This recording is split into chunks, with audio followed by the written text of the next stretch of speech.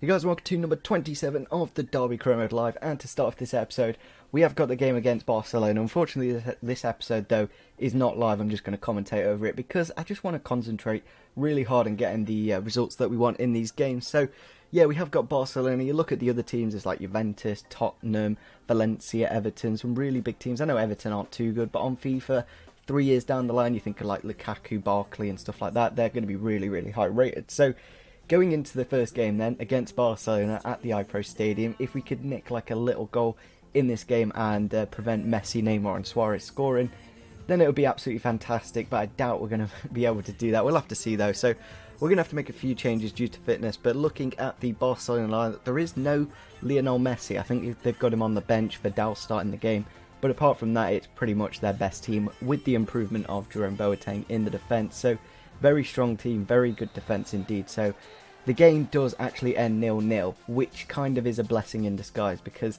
you think Barcelona, you don't want them to have that away goal. So I think the 0-0 in the end is actually quite good because when we do go to the Nou Camp, if we do score, then we could get quite a good result. So I could have probably showed a few highlights, but I looked at the length of this episode and it's already nearly 11 minutes long, and I think the last episode was a slightly too long to make it like 18 minutes, I think it was something like that. So maybe you guys do enjoy the longer episodes.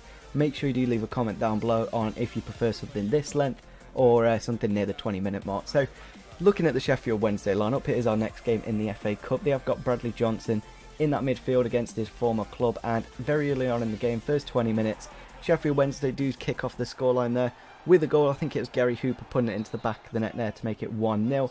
But we go into the 25th minute of the match here, and unfortunately Joe Allen does get injured here and we have to be forced into the substitution, which normally means that the injury is around 2 to 3 months long. So I don't really want him to be injured for that long because we basically only got that much left of the season now. So we go into the 48th minute of the match here, ball into the back post, Tommy Smith with a beautiful header to find the back of the net and to make it 1-1 in the game. A good early goal in the second half for us to get back into it, a good way to start the second half. Then we go into the 64th minute of the match here. We do win a penalty. It's actually quite a weird one. I did just take off Chris Martin, who is actually quite a good penalty taker as well, so I thought I'd just chuck him back on the pitch and make him take this penalty because obviously he's one of the best on our team. So if you look at the penalty, I don't think you get a replay, but yeah, he kind of handballed it, but at the same time it should have counted as not a penalty. So a little bit lucky, but we do put it down the middle to make it 2-1 in the game.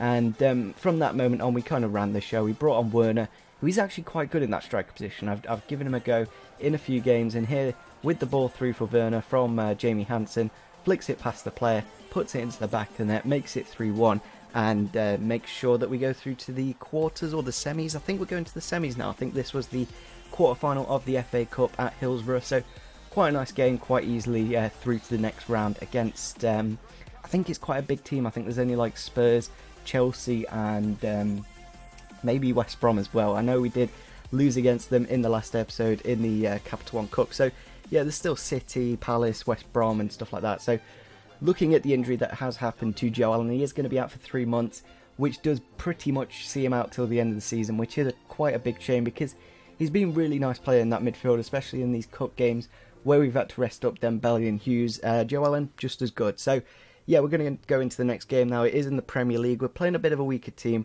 And yeah, looking at the Southampton lineup, it is quite a good team.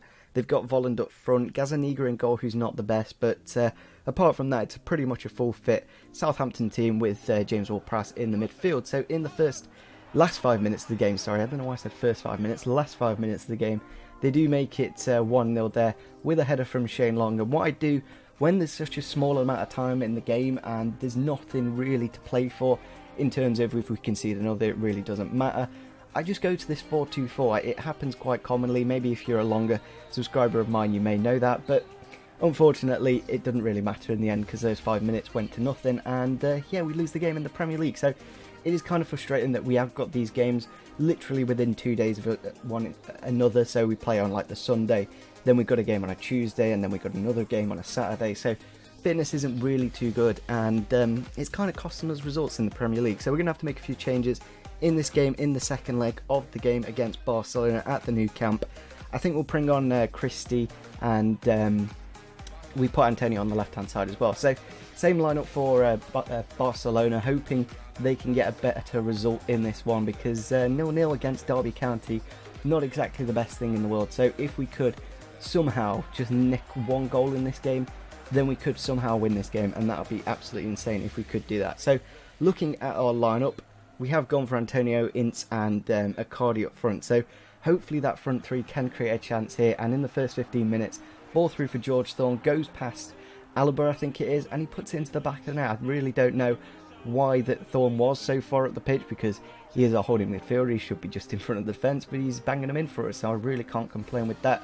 But we go into the 40th minute of the match here, ball into the back post. Neymar not really marked too well by Jenkinson there, and does make it 1-1 just before half time. Then go into the second half here, 70th minute mark, ball through for Jeff Hendrick, and what a strike there from the Irishman to make it 2-1 in the game. And yeah, I at this point when I'm like 2-1 up with 20 minutes left of the game, I literally put like 3 CDMs on the pitch and just held it off, and somehow we managed to win the game against Barcelona. I'm absolutely amazed at that. I don't know what it was. Maybe it was the rain, maybe it was the fact that they weren't playing Messi from the start, but you still got Neymar, Suarez, and yeah, it's still a very good Barcelona team. So you really can't discredit the amount of wins that we've done against some bigger teams in this episode. Like, we beat Liverpool, we beat Man United, and in the next round, in the quarterfinals, we do have Juventus. So it just doesn't really get too much more easier, slightly easier of a fixture, but hopefully that performance does lead on to some better things in the league. But unfortunately our fitness is looking a bit too low for this episode against Hull City, so we are going to have to make a few changes. Looking at their team, that Berg guy up front, he's actually got like 15 goals in the Premier League so far. I think he is the top goal scorer, so we're going to have to look out for him in this game, as he is going to be quite a good threat. Robertson in the left back position as well, quite a good player. So in the 47th minute of the match here, ball inside to Berg, finds the back of the net. I don't know why I gave him that much space. I don't know why I let Livermore run down there, and yeah, they do score to make it 1-0 in the game. But we go into this goal here very nicely from Will Hughes in the 57th minute of the match. One of the nicest goals that I've scored this season with him, and he doesn't get many goals, and when he does occasionally get a goal, it tends to be quite a good one. So we go into the 67th minute here, 10 minutes later, Dykes with the ball inside to Werner, flicks it round the man, finesses it into the back of the net, makes it 2-1, gets us into lead against Hull City, who we did lose against in the semi-final of the playoffs this year, and then they went on to win the playoff final, and now they're in the Premier League and we're stuck in the Championship. So yeah, you know. Then we go into the 71st minute of the match here. Odobadu, not too sure why he's playing at striker like Thorne was in the last game against Barcelona, but he's found the back of the net there to make it 2-2. Then we go into the last 7 minutes here, a beautiful ball into the near post, goes past, I think it's Rojo and maybe Smith. I think we had to play him for this game for fitness reasons, and Aluko makes it 3-2, and that is how the game does end. It's really annoying that because we played so well in that game against Barcelona, put so much stamina into it, that yeah, player fitness wasn't too good for this game, and we had to play a bit of a weaker team and lost it. So looking at this training session now, we have had a bit of growth to Francisco Bardi, the absolutely fantastic keeper. Picked him up for about 5 million. I don't know if it was the start of this season or the one before, but he's grown absolutely fantastically. And yeah, you're looking at the calendar now.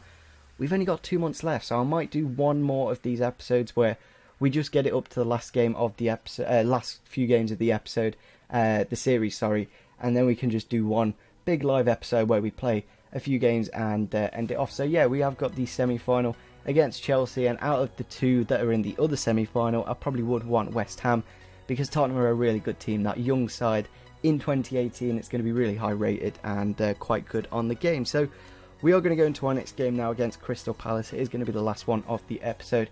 Hopefully we can finish it off with a win. We have tried the 4-3-3 bracket 4 for this episode, just to see how the centre attacking midfielder does instead of the holding midfielder in this team. So yeah, looking at the Crystal Palace lineup, they've got Connor Wickham up front, Jason Puncheon, Zaha, and out wide I think it was Sacco. So we go into the first 15 minutes here.